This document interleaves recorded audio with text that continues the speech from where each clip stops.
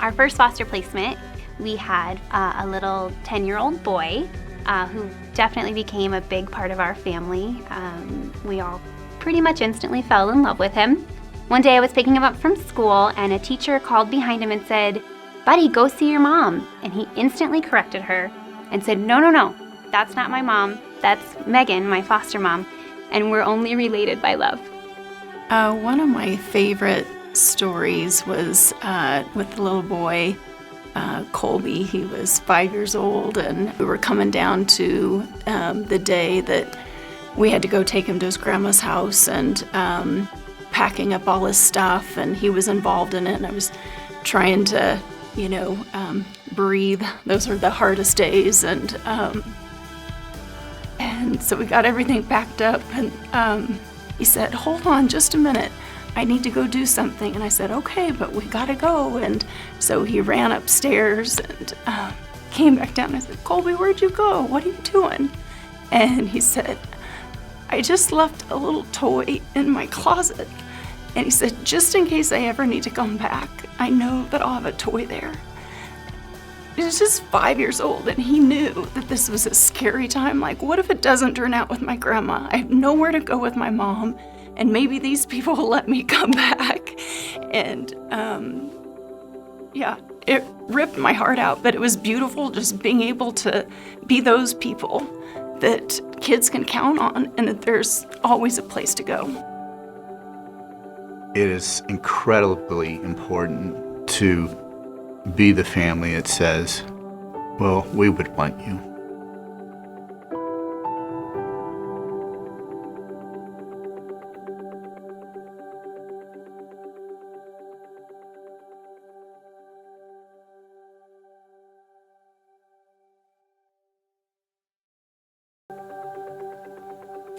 I never get tired of hearing stories like these because it just reminds me that there's such a deep joy when we take the opportunity to just make time and space for a child, to let them know they're seen, they're heard, they're understood, they matter. We just heard that from Chris, right? Jesus said, "Let the children come to me."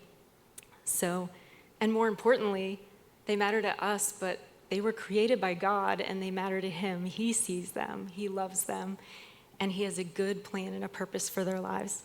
So we're gonna hear some more stories today from these guys. I'm Melissa Cargill. In case I haven't met you, I've talked to a lot of you, but I'm the community coordinator here at Chestnut Mountain Village, and I'm excited to introduce you to two amazing couples who have felt this calling to open their homes and their hearts to children who have been placed in foster care. So first, beside me, we have Justin and Amber Gaull. Justin and Amber were married in 2008, had 2 children of their own, and then decided in 2016 to become a foster family. They've had numerous foster and respite placements over the last 8 years and have adopted 3 additional children. So now they have a house full of 5 kids between the ages of 2 and 15, I guessed that right.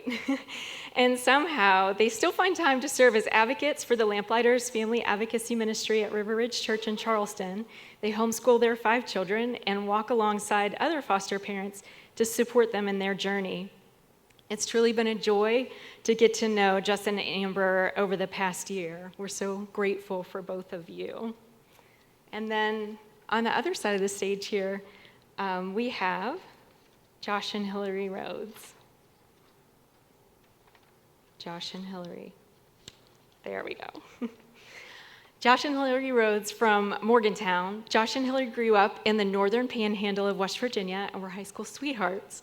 They were married in 2006 and moved to Morgantown in 2010 when Josh began serving on staff at Chestnut Ridge Church. They have 4 biological kids ranging in age from 6 to 13, and they've been a licensed foster family since 2021. They've served 7 children in their home up to this point. I've had the privilege of knowing Josh and Hillary since they've moved to Morgantown, and I can honestly say they've impacted me personally as they've openly shared their hearts for this ministry, both with me and with our church family. I had a conversation in a coffee shop with Hillary probably years ago, maybe 8 years ago, and she was already talking about fostering. I could tell her heart was already in it, and it was just a matter of time. And then back in 2020, Josh was part of a conversation at Chestnut Mountain Ranch when Lynn Johnson came to visit, and the rest was history for them. Josh and Hillary also mentioned that they are grateful to be a part of the Foster WV ministry at Chestnut Ridge Church, and that that ministry is a support to them in their fostering journey. So we're going to spend a good bit of time this afternoon just talking about how foster care has been an opportunity for both of your families to work as a team, to love and to serve. And we're also going to talk about the impact that's had on you and on your kids. But before we dive into that, let's just start from the beginning and take a minute to tell me how this started. Tell us about the beginning of your journey, what started this conversation regarding foster care, and if you had any hesitations, what were those? You want to start? Shall we just jump right in there? Go for it. All right, sure. So you said earlier the idea of this always being on your heart. And I wish that I could say that that was the case for me, but it wasn't. This is something that I would say was always on Amber's heart, is that she told her parents when she was a child that she wanted them to adopt, and that she always wanted to adopt. And then when we got married, she said, we're going to adopt one day. And I was like, oh, we'll see. And, just kind of blew it off. And then,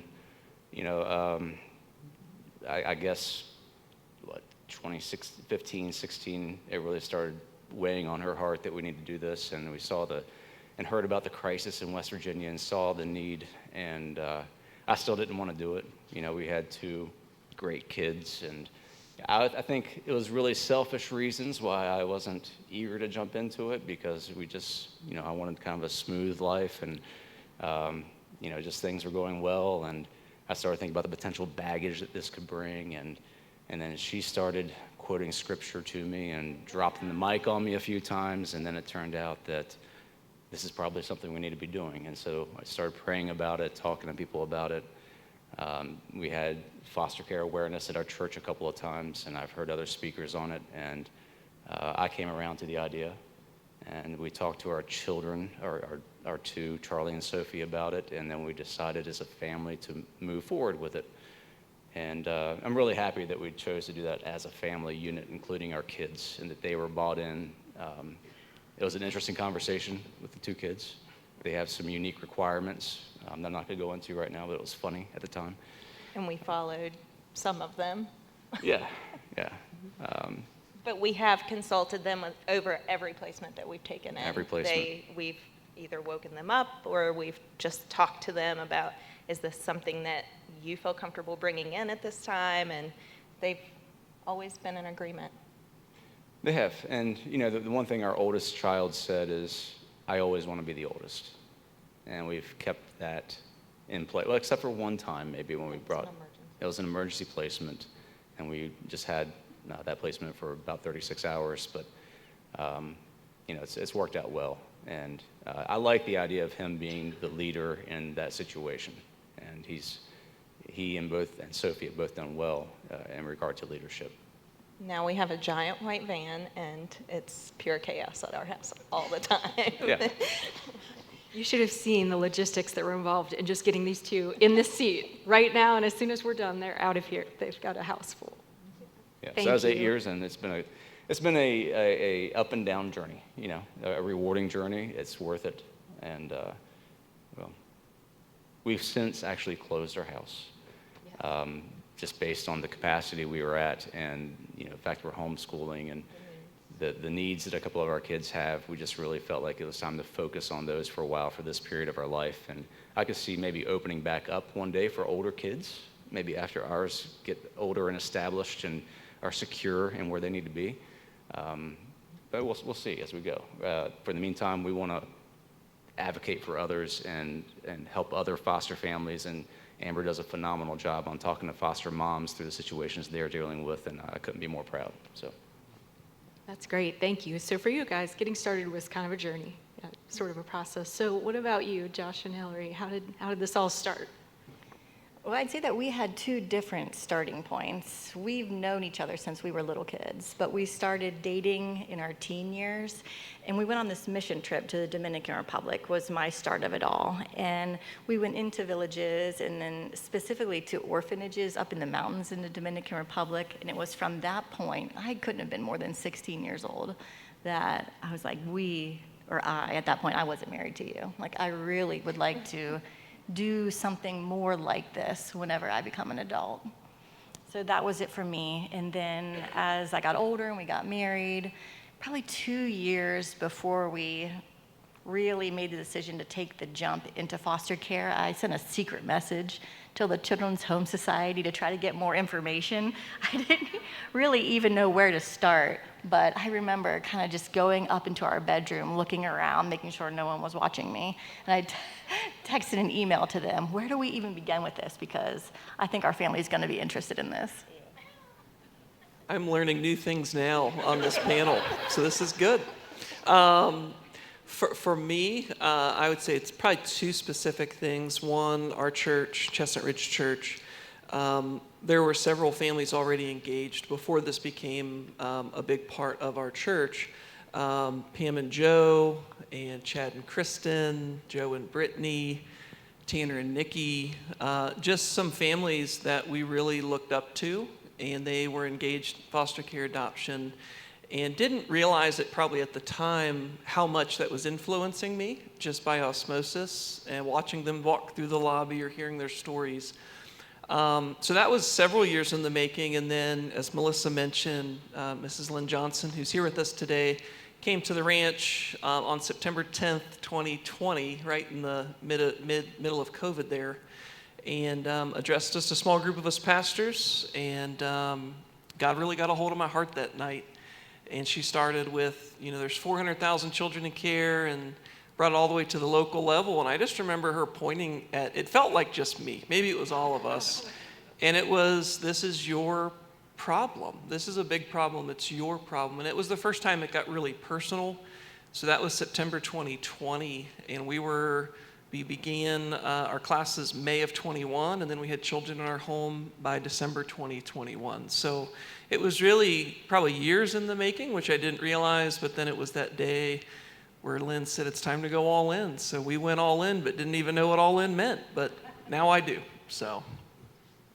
Thanks for that. Yeah, and it's been really neat to watch just firsthand, because I'm at the same church, and so to kind of watch how that journey has unfolded, and as you've shared from the front, has been really powerful. So thank you for that. So inevitably, this foster care journey can come with lots of ups and downs. Justin, you mentioned that. People often say, I don't think I could foster because I wouldn't be able to handle the pain of separation. And the goal of foster care, of course, is always reunification, if at all possible. What do you say to that? What do you say to somebody who's just really struggling with the idea that I'm not sure I can walk through this? Well, in 2020, which was like the beginning of COVID, we had essentially twins by age, not by the same family, but we had two 2-year-olds. And one of those ended in an adoption, and one ended in a reunification. And it was literally within weeks of each other. And so much joy and sorrow were just wrapped up in both decisions. I mean, there's loss and gain in both decisions. And we had our 2 bio kids, and we had one adoptive son at the time, and it was interesting to walk through it with them because we were experiencing grief as parents. And we had one bio kid that was like, oh yeah, we did great, this is what we were supposed to do, job well done. And then we had one that was curled up in the fetal position on the floor. And so we just met them where they were, and we, as a mess ourselves, because our little girl who went home, we were so happy, but she kept smushing her nose against our kitchen window for a while, and I did not no one could wash that window for 4 months.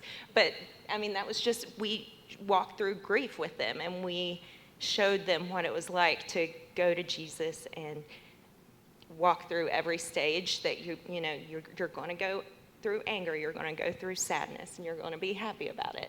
But inevitably, we felt good about it. I would add to that one of the best benefits of doing this with other kids in the house is the emotional intelligence they learn at a young age, the understanding of where someone else is coming from, what they're dealing with, where they're going, experiencing the loss of that, and then processing it. They come out the other end of that as more capable kids who are going to be better equipped to deal with things in the future, I think, at a younger age. And they are so empathetic. Yeah. And then we also had to walk with our adoptive son because he saw the leaving and he was worried he would leave. So then we all had to be very empathetic toward his feelings as well. So it was a very unique time, but reunification was beautiful, and I'm so happy it happened for her. And we talk about her every day still. Yeah, I mean, this subject is very difficult to talk about. I mean, we've experienced it. We haven't yet adopted. We have 4 biological children, 6 to 13. And part of what we've processed together is, our agency to help keep the families healthy, cap your home at 6, generally speaking, under 18. So at this point, we've really just been fostering so that we can continue to stay involved. But the first 2 brothers we had, you'll see some pictures later, but we had them for 11 months, walked with them during both mom's termination, dad's termination, prayerfully considered whether we were called to adopt them or not. We really didn't believe we were, primarily because of their needs. We didn't believe we could give them 100% of what they needed with 4 other young children. So they went on to be adopted by a family from our agency, and it's beautiful, and we're still in touch. But the pain of that is so real. And I can still remember the day. It was the same day where we told the boys they were going to be going to another home, and then we told our children as well. I mean, probably one of the hardest days of our life to date. But what we've reflected on is it does get easier, and not that you don't love the children in the same way, but I was thinking when I lost my first grandparent, that was so unknown, so new. I didn't know what it would be like to lose a grandparent, but then I lost a grandparent, and then I knew. The second, the third, the fourth, still loved them the same, but it did get easier. So I've shared that with others, that, whether it's they go towards reunification, or they're adopted by another family, or they're moved to another home, I feel like for our family, it has gotten easier. We just know how to process the pain, deal with the pain, work through it, work with our children. It's still real, and it's still there, and it still comes back. Like, we'll look at pictures of the children from a few years ago, and boy, it can just bring you right back to that place of grief. But it does get easier, and just the joy for us to do it just so far outweighs the pain that comes with it. So. You mentioned I don't think I could ever do it. It would hurt too bad when they leave. And for me, I feel like that's just kind of like a stock answer. Someone asks you how you're doing, I'm fine. Same thing. Would you like to foster? Oh, I could never do it. It would hurt too bad when they'd leave. So for me, I don't get offended by that. I feel like there's a whole lot more understanding that I still need to do, but that would come to even be able to properly answer that question of could you do it or would you want to do it? But what I feel like I found, and I read this in Foster the Family book, that it's a mixture of grief and relief, and it's just really a spectrum. Like, you may feel relieved when a child leaves, or you may feel such intense grief when they leave. But I would still encourage someone to try it out if they felt really called to do it, because you will get all the strength that you need, regardless of how difficult it is or how much grief that you feel. Yeah, like someone, if they said, I could never run a marathon, they've got themselves, they're convinced they can't run a marathon, but what if they trained? What if they, maybe they could? So I think that message of you won't know unless you try, and you are more resilient, more capable. And I would say from a Christian perspective, we do have the Holy Spirit to help us do this in ways that we cannot do in our own strength. You remind me of that saying, if you believe that you can or you can't, you're right. Yeah, so true. Great insights there. I appreciate that. And I love what you said, especially for the kids. As we walk through hard things, they become more resilient, right? Like and Josh mentioned it too. Like that experience the first time is all new, and we have to come up with practical ways to cope and deal, and we learn, but we grow along the way, and that growth is really precious. I'm quoting someone here, I think it's Jason Johnson too, but just that, it was a quote something like, let's not let the fear of the pain of losing a child stop us, but let's let the fear of a child never knowing the love that we could give them drive us to kind of step into hard places. So I love that. In terms of just practical ways, have you found practical ways to cope, or practical things that you do as a family when this gets hard, or it can even be funny? I see Hillary laughing. I was just going to mention, we have in our dining room, we have our children's pictures on the wall, and we have for years. We update them when they get new ones, and we add the children's pictures to that wall, and we're kind of running out of space. We're not sure if we're going to go higher or lower. We'll figure that out, but to me, it's helpful to keep them alive in my heart, especially the ones that we don't have regular contact with. I see them every day, and I think about them, and at first it's more painful, but then as time goes on, I tend to gravitate towards the positive memories. So that helps me personally. Along with that, it's right in our dining room. So a lot of times when we pray for meals, we'll remember those children across the wall, and it's adding up now, but remember them in prayer, and even our younger kids can look up at those pictures up there and pray for them. But I do something kind of weird for processing grief. I have this closet in my bedroom that I call my hotel. And the hotel is a lot of different things. Sometimes it's a place where children hide when they're playing hide and seek, and sometimes it's the place where I throw all the things that are in an empty foster room whenever a child is coming, just gets filled with all the random stuff that's get filled. Sometimes I go in there with a pillow and I shut the door and turn off the lights and take a nap. And when those first two boys left, it was my place that I went into, and I just cried. And nobody looked for me because I was in my hotel, and I was just processing that pain. That's how I personally have processed through it. I probably should have invited my oldest daughter in to process her pain from them leaving as well in the hotel, and I'm sure in the future I will have to invite her in for a stay. How about you guys? I mean, I didn't wash a window for 4 months, so. Well, there's that. No, we have, you find things that get left behind. So we have a little bracelet on our van gear shift that my daughter gets in and plays with, and we talk about our little girl. Every time we get in the car and see that yellow bracelet, I found toothbrushes. We have pictures that kids have drawn on the refrigerator, and these things they just don't get moved. And we think about the kids and we pray for them, and that's. And very similar, we also have photos on the wall as well. And it's interesting you said that you eventually get to the point where you're thinking about the positive aspects of that. And that's what I feel when I look at that as well. Yeah. Great insights, thank you. So we'll share some fun pictures now, and you've both been doing this for a while, so I'm sure you have some experiences and some stories that you'd like to share with us. So can you just tell us about a memorable foster care moment? Something that stands out in your mind, maybe a special memory, a special experience.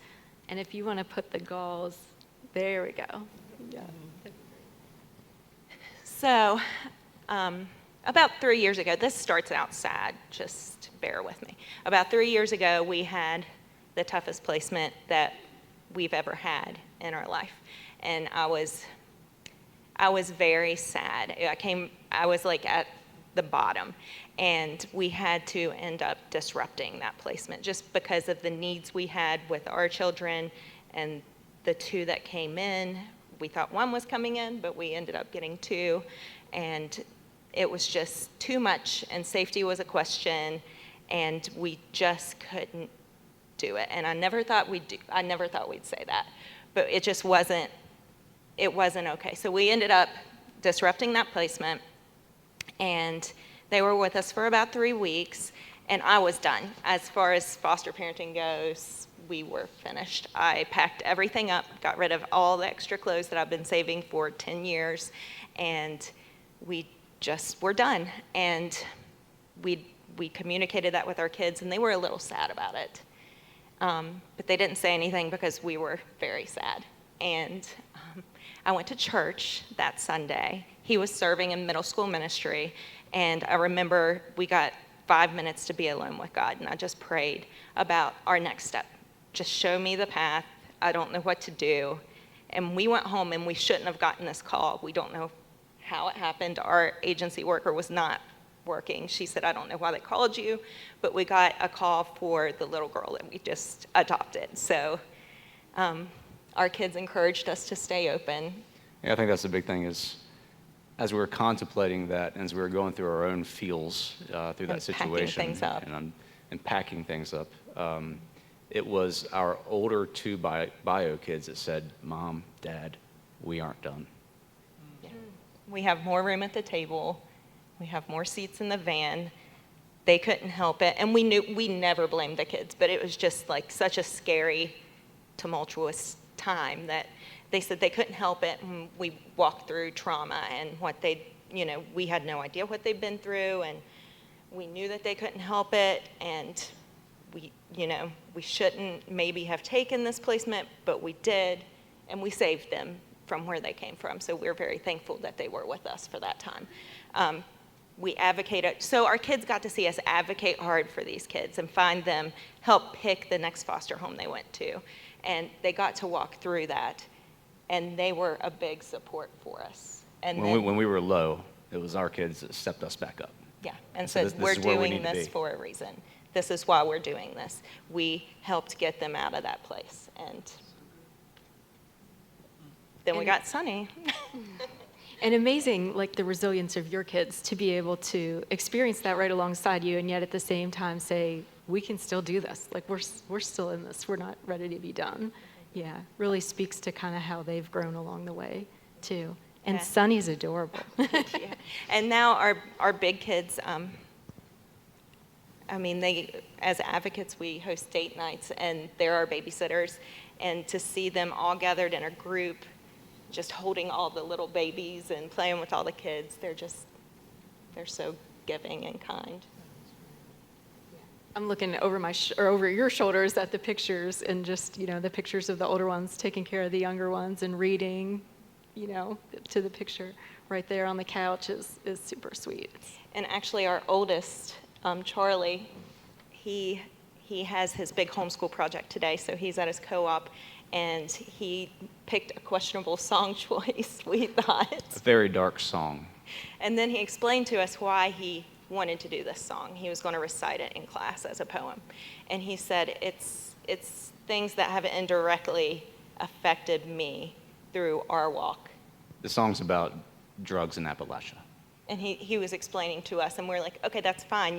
You can say that, but please preface why you're reciting this dark song. So he is by himself there today, talking about foster care himself. Wow. So he's advocating just like you guys are. It's contagious, and I think that's the neat thing. Like, you're not just telling your kids what you believe, you're walking this out with them alongside you, and they're growing right along with you. And I think it extends to their networks. It's their friends. It's their friends seeing them deal and have foster kids in the house and hearing the stories from them. And so the impact of it is actually exponential. Mm-hmm. That's one of the key values of that, and involving the kids in it. Neat. Josh and Hillary, how about you guys? I know you have some memorable moments, and there's some great pictures up here of their crew and the little boys that they mentioned earlier. Tell us about some of your memorable moments. You might see the picture. It's the drawn picture up in the right corner. My daughter, Sephora, and our foster daughter, Treasure, they were around the same age, and Treasure's since been reunified with her family. And when they drew that picture, they each did a side. It was the most beautiful thing I had ever seen, and that's one of those pictures that stay up on the fridge, never goes away for us. They bonded so much over the 7 months that she was at our house. They would do bake sales together. Well, there's a bake sale of them with a heart over Treasure's face there for you. And when Treasure left, we were so happy for her, so happy for her family. That was the first reunification that we had experienced. And it left all of our kids and both of us feeling like, we've really accomplished something as a family that we can really be proud of. And since then, we've stayed in touch with Treasure. She FaceTimed me yesterday, just in the middle of the day, out of the blue. It was so good to hear from her. And after she had been reunified and we had a different foster daughter in our home, she came up for a visit. Treasure comes oftentimes for weekends for visits. It's like switched now. And we were up in Treasure's old room, the new foster daughter's current room, and I was trying to braid her hair. And I learned a good bit between Treasure and our other foster daughter, Janai, about braiding hair. So here I am trying to braid curly girl hair, and Janai wanted 9 braids. I'm like, all right, I can do this. I can Dutch braid these 9 braids. And I'm braiding in zigzags over one way. Treasure hands me a hairband. I clip it in over another way. And it's just like this beautiful picture of a foster child that we had that had gone back home, and then a new one that was with us. And Treasure, the whole time, I think she had told you that she really thought it was important for her to come up for the weekend so that she could share with the new foster daughter that we're safe people, that we would take care of her, and that there was hope for her story. And all the while our actual biological daughter's in there watching YouTube. I don't know, it was just beautiful, just like real life, but with these people that a year ago I had no idea who they were. I mean, there's a lot I could share, but one of the things I wanted to mention was when we first started, someone encouraged us to write down our why, because it's easy to forget and it does get hard. And I remember just boiling it down to, first, we want to help kids who need help. Second, we want to serve their families, put ourselves in their shoes, really try to treat them the way that we would want to be treated if our kids were in foster care in their home. Third was to be able to do it together as a family, with our young children. I've often thought of it like as a missionary family that goes overseas as a family to do something really important. And it felt that way. We're doing something really important as a family, and it's going to shape us, but we don't have to move across the world. We can just stay in Morgantown. And then the fourth was just knowing that it would be the ripple effect. Justin, you touched on that. Just other people in the same way that we observe the Hurleys or Kaylors or others, that other people would see it, feel it, maybe help them take steps. So anyway, in light of all of that, one of the things I just hold on to that captures just so much of this is we have 4 bedrooms in our home, our master bedroom, and then 3 for the kids. And we weren't sure when we opened whether we were going to have boys, girls. We were very open-ended.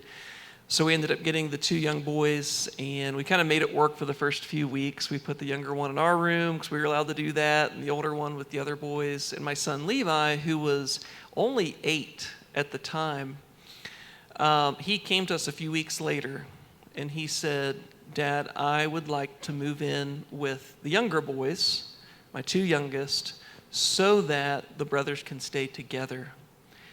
And he had never had his own room until we moved into that house. And he had his Legos set up, and his bed was kind of floor level, so our dog Cupcake can jump up at night. He had only had that room for about a year. And he decided on his own to give that up. And that's become our foster care room that has been used by all of these children. So I share that especially from the perspective of those with children in the home. A lot of times it's viewed as we don't want to put them in harm's way. We don't want to expose them to things like drugs or sexual abuse, things of that nature. I would say I'm at a point now where I think it's the best thing that a Christian parent can do. Is it for everyone? No. But for a family that has room in their home and young children to get to do this together, I'm telling you, it is shaping their character, their empathy, their compassion, their awareness of things like meth. I mean, they're understanding things, and we're having conversations that I don't think we would have had apart from foster care. So very, very thankful for it. It's not always easy for sure, but those are just some of the things that are happening in our home that we would not be experiencing had we not taken the step. So. That's great. Thank you so much. The stories really are amazing, and the potential there for growth, and just to watch your kids over the past couple of years change and grow with you is really neat. So we're almost out of time, but before we wrap up, let's just say you were able to sit down with another couple, maybe somebody who is considering opening their home to receive kids from foster care. From each of you, just what's that one thought you would want to share? What's something you'd want them to know or communicate as they kind of pondered this back and forth? Like, should we step into this? So I would say, and we have people over for dinner quite a few times, and we've had this conversation, and we always say, don't let your fears overwhelm your curiosity and your love. You can do this. If you're feeling the call, just step in, get a community, know your limitations, and just say yes when you can. I'd say, things tend to work out when you're worried about something. When we've contemplated saying yes, it turns out that when we do it, regardless of how scared we are of something, your resources get met. And that's the work of God in this. And that happens. So you're right. And I guess the one thing I would say, and I was kind of contemplating this question actually on the way up the road, and after listening to the speakers today, I think I can surely say, if you're going to step into this, make an effort to understand trauma. Because, parenting a traumatized child is different, frankly, from your kids or kids you may have your own that don't have the background or the neglectful environment, because it does change things that you need a different strategy for, that most of us weren't raised with. So that would be my piece of advice. Get to understand trauma and trauma-informed Seek parenting. out those tools and resources that help specifically in that area. And it's probably one of the greatest needs in this state for schools, for churches, for individuals involved in it. That'd be my piece. Yeah, thank you. We hear that a lot, and I know Greg, as he was planning the agenda for today, was really focused on that trauma-informed piece. Josh, Hillary, what would be your piece of advice? I'd say for me, I guess that it's a learning process. When you finish all of your classes and you're ready to take your first referral, we had no idea what we didn't know. We still don't know anything. We had a couple calls. We had 3 calls. We said yes to all 3. And then on the third one, the stars aligned and these 2 boys came. And it was difficult, but it was a blessing as well. I still have so many loving memories. I mean, that I'll have always. And we decided in the end that it was more than we could handle to have them be with us forever. But I wouldn't go back and change that. There was a lot of learning that happened over that year. And then for our second placement, we made some tweaks about age and gender that helped a little bit, and was different for the third and the fourth. So I feel like it's just a learning process. For sure. Yeah. Well, I'm a pastor, so I have 3 points. I'll make them quick, though. You have time, First Josh. is, we tend to talk a lot about James 1:27. If you're not familiar, it's been quoted a few times. Pure religion before God is to care for the widow and the orphan. And I love that scripture, very motivational. But one that I've been sharing with people is Psalm 127, verse 3, that says, children are a gift from the Lord. And all children are a gift from the Lord. All circumstances, all backgrounds, every child is a gift from the Lord. And I feel like whether you're fostering or serving a foster family in a care community, it's not something we have to do. It is something we get to do. And it's a privilege and an honor to serve these families. That's the first one. Second is, I think it's really important that people remember the why of foster care. We haven't struggled with infertility. We don't understand the pains of that. But we know several folks who have gone into foster care to be able to have a family. I don't judge that at all, but I've seen a lot of people broken and bruised and hurt when they've had that child come and then they're reunited, or they go to an aunt or a grandparent. So I just think that's an important part of the conversation, is what are we trying to accomplish? What is the goal? We know reunification is not always possible, but if the starting point is I want to bring this child in because I want a baby, I want that 3-year-old girl to complete our family. I don't know that that's the right starting point. That's not a judgmental statement, but I tend to share that. And then the third is just reminding folks that they're not going to be alone. If you go into it thinking it's just going to be up to us to do this, it's not going to work. Earlier, Greg mentioned the statistics of foster parent burnout within 2 years. I would say, because we're about 2.5, had it not been for our church, our care community, the meals, our caseworkers, our agency, CASA, the community, I would say we'd probably be that statistic. But because of the support from all sides, we feel as motivated and encouraged and as strong as ever. So, if someone really did ask that question, I would share some of those things, but just to know what we're talking about today, that we're stronger together, we can do this together, it's really made the difference for us, and I hope every foster parent experiences the blessing of a meal on Wednesday night, or my laundry is so high, please come. Every foster parent needs that. I love that note to end on, and especially for those of us who don't feel called to foster or don't feel equipped in that area. I mean, that's something that seems almost too easy, but if we can be a blessing and come around alongside families who are fostering and make a difference like that, to where you all feel supported and equipped and just able to do this longer, that's huge. And that means that all of us can do something, right? Everyone can do something. Thank you both, all of you, so much for sharing today.